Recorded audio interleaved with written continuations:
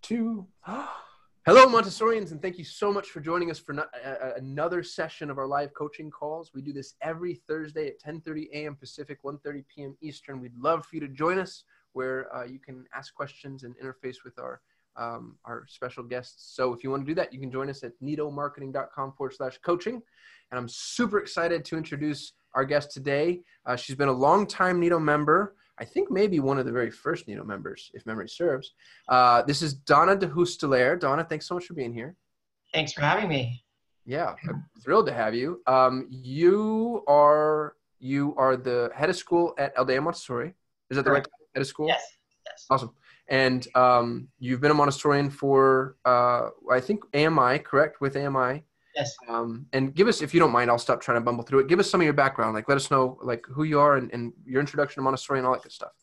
Sure. So I started as a Montessori parent, not knowing anything, fell in love with it through my own children who went through the program through primary and elementary, and then was trying to figure out what I wanted to do with my life because I knew I wanted to be with 3-year-olds forever and I couldn't keep having them. So I decided I'd be a teacher and I became a Montessori guide. The training program was offered in Atlanta, Georgia, where I was living at the time. And I went through the training and became a teacher, worked in schools in Atlanta for a couple of years and then moved to Phoenix. And, I don't like to take direction any more than children. So I started my own school and I've been running Aldea since 2001. Since 2001, that's great. And did you start your own school straight out of the gate, or did you work with anybody in Phoenix when you moved there initially? No, I actually did not work with anyone here. I did some touring and interviewing and met a lot of people, but again, I like to do things my own way. Sure. And I had been really spoiled by the schools in Atlanta. They're so beautiful. And I thought, I'd really like a school like that. Yeah. Well, I've been to your school. It's beautiful. You're about 20 minutes from me. Right. Did you start there? Was that the original location? It is. We bought an older home and we converted it into our school. And it's been through massive renovations over and over and over again. But this is our original building. We had a second building and decided that it wasn't a good location for us. So we closed that one. Yeah. And right now we have a Nido, a toddler, and a primary, and that's all. I'd love to have an elementary. Tried that for 3 years, but I don't know how that works so well. I need somebody to be an expert for me in elementary. So maybe someday. Yeah, I'd go knock on Matt's door. I think he's got the elementary thing figured out. Yes, Matt Ellis is amazing. Yeah. That's awesome. So one just note, kind of random and tangential, but maybe it leads us somewhere fun, is I've noticed a lot of Montessori schools are in homes, more than the ratio of just other preschools. And I just feel like there's something there. There's something to unpack. Right. Absolutely. And I think Dr. Montessori probably hinted at that a bit for us because she said the classroom should feel like the guide's home. And so it just naturally flows that you would buy an old house and convert it, because then when the child walks in the door, they feel like they're walking into their teacher's house. Sure. To a sterile building. But it works both ways. It's fine either way. But I think that's why you see so many Montessoris in older homes. That's interesting. My sons go to a Montessori school that's in a church. They lease out a space in the church. But when you enter the space, you would think you're in somebody's house. They've done it, I think, a really good job at, sort of just dressing it up to where you think you're in the guide's home. And I didn't realize that was the dictate. So thank you for sharing that with me. Yeah, it's, the nicest school, I think, in terms of that I've ever seen, it was a school in Dallas, Texas, where they literally bought a block of houses in an old community where the houses were these little tiny buildings, and each individual house was a classroom. And then the block in the middle was their common playground and community area. And it was so lovely. Oh, you're blowing my mind right now. Are they still around? They are, yeah. They started as the East Dallas Community School. I know they have a new name. I'm not sure what that is.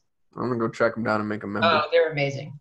Yeah, that's fantastic. Thank you. So you're, obviously very special to Nido for a number of reasons, but your specialness just increased, let's say, because you volunteered to do something for us that I don't know that we would be able to do without you, at least not as well.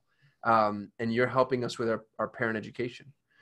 which is huge. I mean, it's one of the biggest things people come to us when we say, what else can we help you with? What are you struggling with? Everybody, it's ubiquitous, parent education.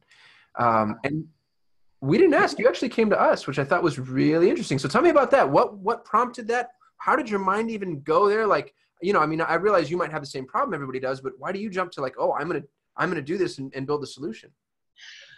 Oh, wow. I think it's been a while germinating, because for 20 years, I've been trying to come up with a way to really connect with the parents in their time. Mm-hmm. I tried webinars about 12 years ago, not so good at the technology part, I admit it. And so there's just all kinds of technical difficulties, and it never really worked. But I've always thought if we could have a way to get to parents and they could see the information when they're available instead of when we're available, that it would be better for them, and we would get the word out to more parents. Because when you do a workshop, you know, a few parents come, but most of them are too busy. So I started making just parenting videos. And one day, one of our parents was a videographer, and he said, well, Donna, I'm going to videotape your workshop. And I said, wow, that would be amazing. That would be terrific. And so he did. And it was an hour-long workshop that he cut down to a half hour and then divided into two 15-minute segments, put it on YouTube, and it's still out there, Montessori Discipline with Miss Donna. And it's got hundreds of thousands of views, which tells me there's an audience for video. So I just started thinking I should be doing this. And the reason I came to you is because you're so good at marketing and creativity that I thought you could help me put it all together. Absolutely. And I'm glad you did. And we have, I think, a dozen in the can now, right? We have about 12 videos. At least that, yes. Yeah. And so just context for our members, this is going to be available in some fashion for every plane. What we're going to do is we're going to have a base of videos, and it will probably be about that, maybe 10 videos that we feel are like the critical prerequisites. And that's going to be just available to all our members, even members at our first plane. And it's because we want schools to have the ability to build their parent education. And for members in our upper planes, we're committed to producing 5 videos a week. Sometimes it'll be more, sometimes it might be less if we have busy weeks, but we're going to try to build 5 videos a week so that you can continue to build your parent education program. And the intention here, and Donna, if you don't mind, I'll let you speak to this more because you'll be better at it than I will, but we don't want anybody to just take our content, wholesale. We're building them in a way that allows you to kind of, they're like building blocks, right? Is that a good way to put it? Like to put your own parent education program together based off of what you like and agree with and all that good stuff. Sure. And I think that is a good way to put it, because you'll start with the base of what is Montessori in general, and you'll pick the videos that agree with the way you were trained, because not every training is the same. And then you can start adding in things like, how do we learn to read, and what else do we do with sensorial materials, and how do the practical life materials teach a child to or extend their concentration and lead to later math work. And then even some questions about parenting. How do you set up a Montessori home? And it will be based on what your school believes and how your school best interacts with parents. So you can pick and choose which videos you want to use. That's great. And they're called the Montessori Minute because we're keeping them pretty short. I think the longest one veers around 5 minutes, and we've got some in there that are, 90 seconds or so, right? Right, exactly. Because we want to make it available to the parents. And the one thing I learned from the videos I do have out there is nobody watches past 3 to 5 minutes. Yeah. So keep them short, sweet. Watch them in the doctor's office. Watch them standing in line in the grocery store. And it's a sad indictment of humanity that's about as long as our attention span really is. But if you can't beat them, join them for now. And I think we're doing a really good job, or you're doing a really good job of taking, you put a lot of value in 3 minutes. I've watched every one of the videos you produced so far, and there's just quite a bit to unpack, which speaks to how much there is to Montessori. I'm a Montessori parent. I run a Montessori agency, and I've been doing this for 2 years. And every video I'm like, oh, I didn't know that. There's just so much to learn. It's true. And even 25 years into this, I'm still learning. Yeah, that's awesome. And you championed something, Donna, that I really liked, because we went through a lot of trial and error figuring out exactly what the videos were going to be. And your vision for it, which I love and respect, is we're answering questions. So we're not getting up there and speaking at a prospect or lecturing. It's really you answering. It's like truncated FAQs. And I feel like that's the way people think and maybe even want to be spoken to. But I'd love for you to talk to me a little bit about what got you there. Like, why was that the direction you wanted to go in? Because not everybody hits YouTube the same way. You know, you get a lot of thought leaders that want to just jump on there and just scream their truth at you. And you took a very different direction. Right. And mostly that's because for the last 4 years, with this idea in mind, I've been watching other people's videos.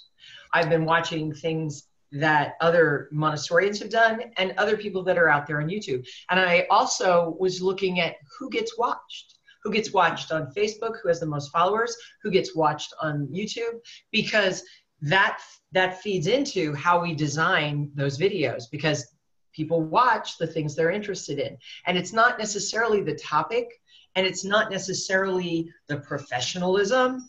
And you'll see that with me completely. I love to be me, and I love to remember what it was like not to know on the other side as a parent. And so I always had questions, and I wanted to ask questions, but I needed a succinct answer. I didn't have time to stand there, right? The teacher would get all excited, or the administrator, which, oh, by the way, I still do. I have to tell the parents when they come to visit me, now tell me when you have to leave, because I'll talk all day. So that's, I wanted videos that would get watched because they were fun and because they were short and sweet and to the point and very succinct for people. One, I think you do a great job of that. You're really fun to listen to. You're engaging. I can't wait to share these videos with our members because I'm excited to get everybody's feedback. And that actually sort of is perfect segue. To all of our members, we want your help. We have our finger to the pulse as best we can, but we're not getting all the questions that you get because every school is different. So if there are videos that you want us to create, please share that with us. Let us know what your frequently asked questions are, and we're going to cycle them into our content schedule. My note there is we're going to prioritize the videos that we feel serve the community the best. And so, you know, videos that are most applicable, let's say, in the Pareto's world of 80-20, those will be the ones that we're trying to prioritize. That doesn't mean that we won't do things that are, you know, a little more obscure or item specific, but I think we're going to prioritize the ones that we just know everybody can benefit and use from, because that's the best way for us to use our limited resources. Donna, did I say anything there that you disagree with or that might need to be clarified or get me in trouble? I don't think so. I think you're absolutely right. And the one thing I would add is if you're going to submit a question, feel free to also submit some points you'd really like to see us include, because you know how I come at the answer to a question may not be what you're looking for. So if there are certain points that you would really like us to touch on when we're answering a question, let us know what those are too. Absolutely. Absolutely. And if you don't mind, I kind of want to talk about how we intend for people to use these videos. I would love to see our members build drip systems. I think that your parents and your prospects need to be educated about Montessori on an ongoing basis forever. And I think that you can build a narrative that transitions people through different planes of Montessori. And Donna, talk to me a little bit about that. How feasible is that? Because I know, I mean, you know, one of the big retention issues we have is, oh goodness, we're going to lose everybody during the kindergarten year. What can we do in our parent education to make sure that people stay? And are we already, is that kind of that sort of content in queue? You know, it is in queue. It's absolutely critical. And I think it absolutely lends itself to drip, because you can't wait until a child is turning 5 to introduce the parents to the concept of the Montessori kindergarten year. You can't wait until halfway through their kindergarten year to say, oh, and by the way, we have elementary. Right. And lo and behold, we've also got adolescent. If we wait, we miss that window of opportunity when they're out looking and they're talking to all their friends. Instead, if we give them the opportunity as parents to see a variety of information, and we allow them to see that oh, look, there's a video on the kindergarten year. Or, oh, why is Montessori Elementary so amazing? What is the adolescent program like? If they see that when their child is 4, they see that possibility. Even if they don't watch the video, they know it's there. And then they start sharing it with their friends who are asking, why are you staying in Montessori? Because that's what people do, right? They question you and they want to know, well, are you sure? I mean, it's so weird. They don't have homework. What the heck? How can they learn anything if they don't have homework in elementary? And how cool is it if our schools have the ability to go, oh, I'm going to send you a video? Or even better, our parents. If your parents start saying, oh, no, I have a video on that, and they're searching through their email and they're forwarding off to their friends, gosh, that's perfect case scenario. Exactly.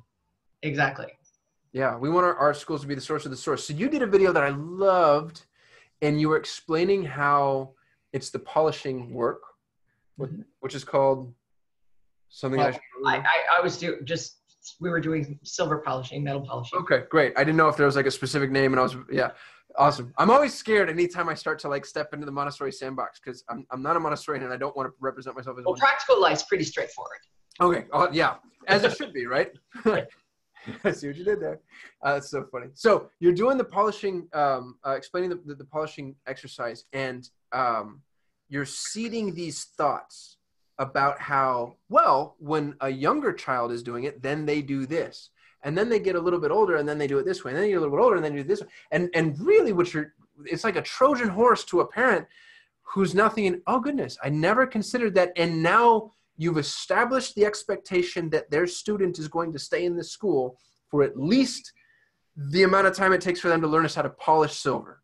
Right. And you've done it a couple of times in a couple of different ways. And I just think it's brilliant because it's not overt salesmanship. It's not saying like, oh, we have a 3-year cycle and you have to stay here the entire time. Instead, it's so tangible. Like you're explaining to them, oh no, they need to be here because, and then there's that really solid because. So I just want to applaud you that I loved that. And from a marketing perspective, I see that and I'm like, oh, this is gold. But from a parent's perspective, I don't even know if they're going to know what necessarily hit them, let's say, because now we're just explaining Montessori's, it's a full-blown curriculum. Like it's about the life. And you've just done such an excellent job with that. Well, thank you very much. I think that it's not me though, honestly. It's Dr. Montessori. It's you explaining and interpreting. Well, but I appreciate that. Because you can do that with every subject. I mean, even the pink tower, which seems like it's such a simple concept, a 2.5 or 3-year-old gets out that work and builds a beautiful tower, but a 5-year-old goes back and now they've explored that material so many times and their hands are so familiar with the distinction between the blocks that they get a whole group of children together and they put them all behind their back. And everybody has one block. And they build it without looking. No. Who has the next block? Who has the next one? And who has the next one? And they can do those things. And again, that's not me. These are all exercises that we're trained to present, but it allows the child to revisit the material and revisit and get something deeper and deeper and deeper out of it every time they go back. I love that. A point that I want to make to our members is that our intention here is to help you educate parents, not just on, a thing or a topic, but we want them to start kind of beginning to understand the full view in as much as that's possible. Sure. And Donna, you've done an excellent job with that. And for our members, those are the questions we want. So if you have something complex, if you have something that's hard to unravel, if you can come to us with a problem that has yet to have a solution. I can't promise you that we're going to come up with one, but what I will promise is we're going to do our best to try. And Donna's amazing at that. And we've got a team behind us too that's really like Deneen is the way that she thinks about things is on just a different plane, no pun intended. So we would love to bring us your problems and in as much as we can help solve them, we will. And I don't know how much or how receptive we're going to be to multi-part videos. It just kind of occurred to me now as I'm talking, but I'll just throw that out there since we're having a casual conversation. What do you think about that, Donna? Is that ever going to be a part 1 and part 2, or are we starting to get too complex now? No, I think we almost have to do that in some cases. Okay. And the prepared environment is a perfect example of that because the prepared environment isn't just one thing. Yes, it's what does the prepared classroom look like? And there's qualities that absolutely have to be present, but prepared environment also involves the adult or the in the environment. And and if we're trying to stay short and sweet, then we have to answer just one aspect. I tried, believe me. Yeah. I made one of those videos and it was 10 minutes long and it had all of them in it and nobody was going to watch it because it was 10 minutes long. So I think that in some cases that it makes sense to do that. And oh, by the way, then it lends itself to, and here's the prepared environment at the home. So we've talked about the prepared environment in the classroom, the prepared environment of the adult, and now here's what you can do at home. So that's just, I think, such a fun point to bring up, which is these videos are going to not just educate parents on what the guides are doing at school, but also maybe subliminally and sometimes maybe directly teach them what they need to be doing in order to help supplement and support the work that we're doing at Montessori schools. Sure. Because I know for a fact I do this, and I don't know all the places I do it, but I know I unravel learning lessons all the time with my kids. You know, I send them off to school and the guides fix them, and then they come back and then I break them. And there's this kind of this ebb and flow. And I'm only partially joking. You know, I got an email that shamed me because when I pick up my son, I pick him up every day from school. I have the luxury to do that.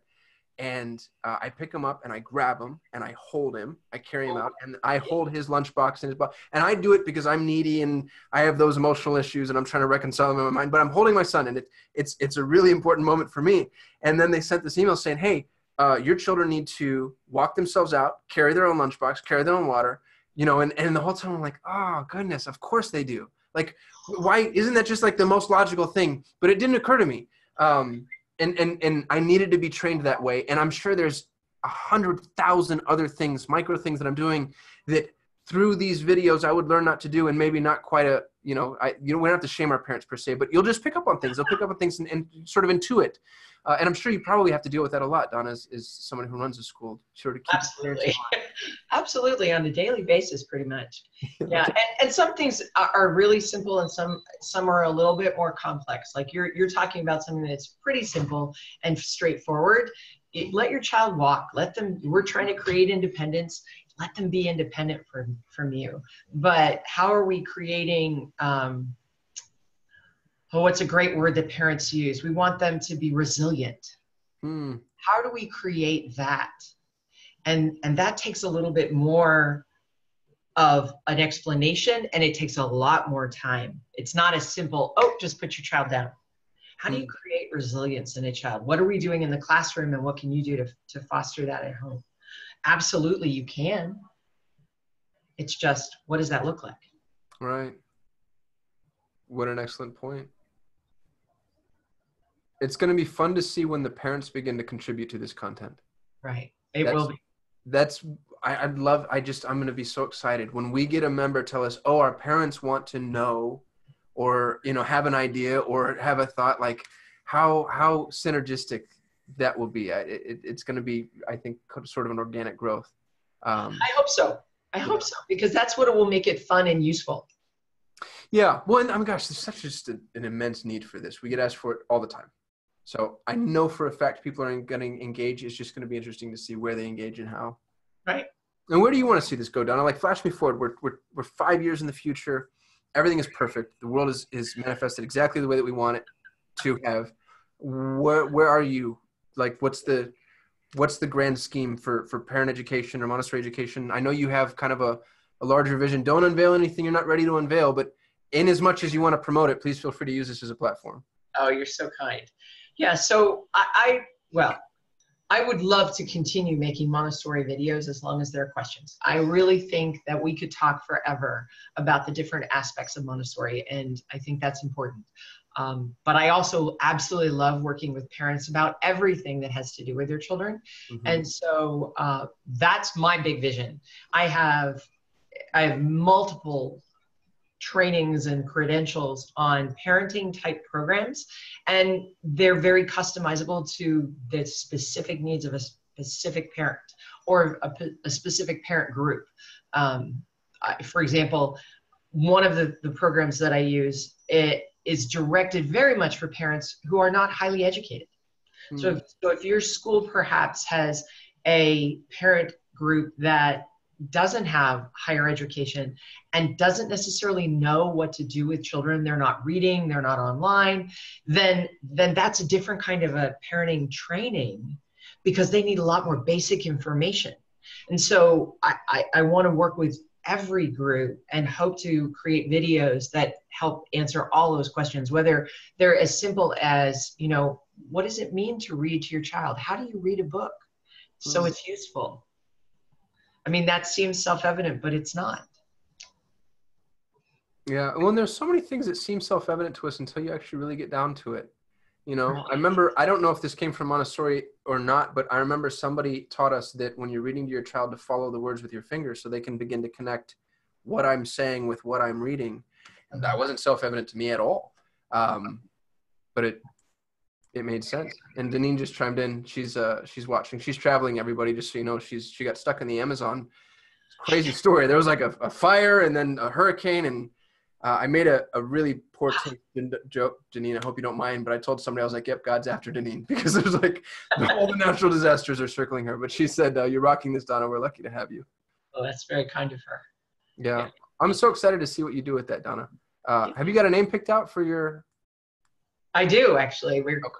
It's called Parenting to the Max.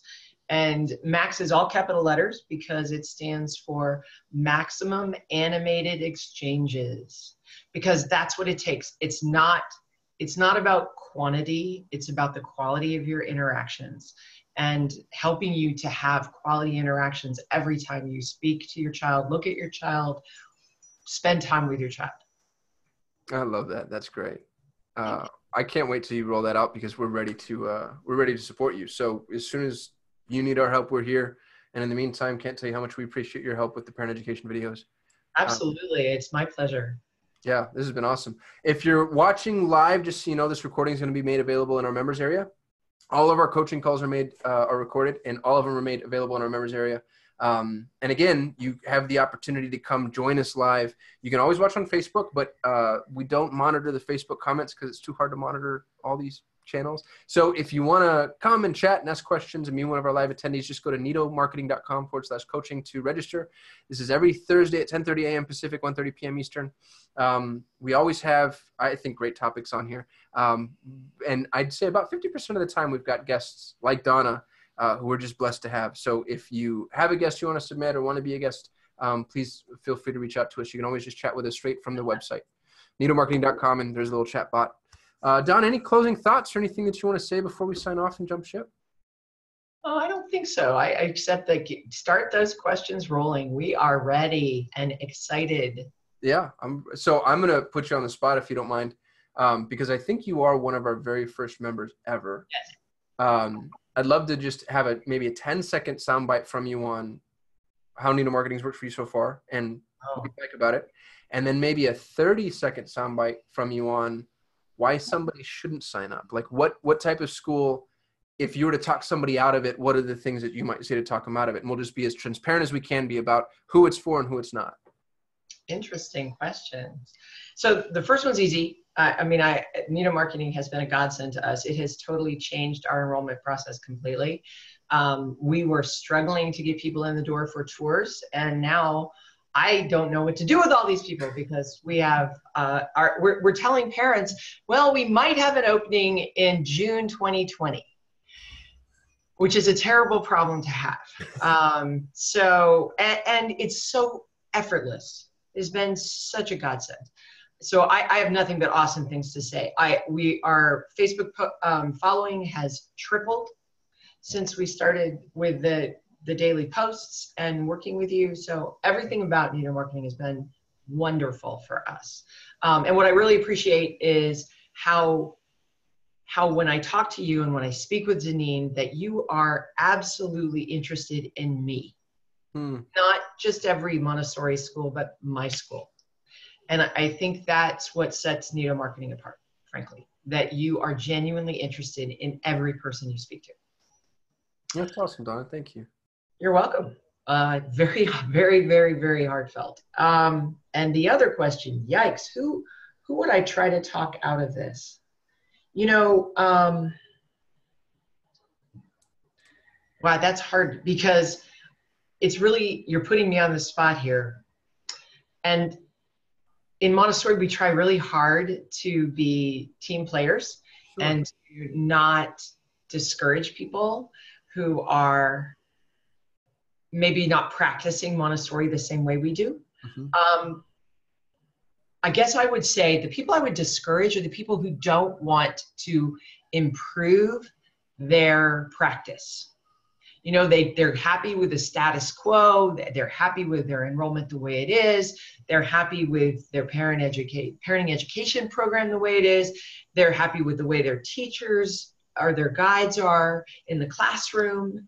And they're not really interested in growing. I think Nido marketing, more than just helping us sell our program, is about growing as Montessorians. Because it gives us an opportunity to look at so many different aspects through these live interactions, and the guests you've had, awesome experts in every area. So I think that's who I would probably discourage most, is people who are quite happy just where they are, being Joe average and not wanting to be better.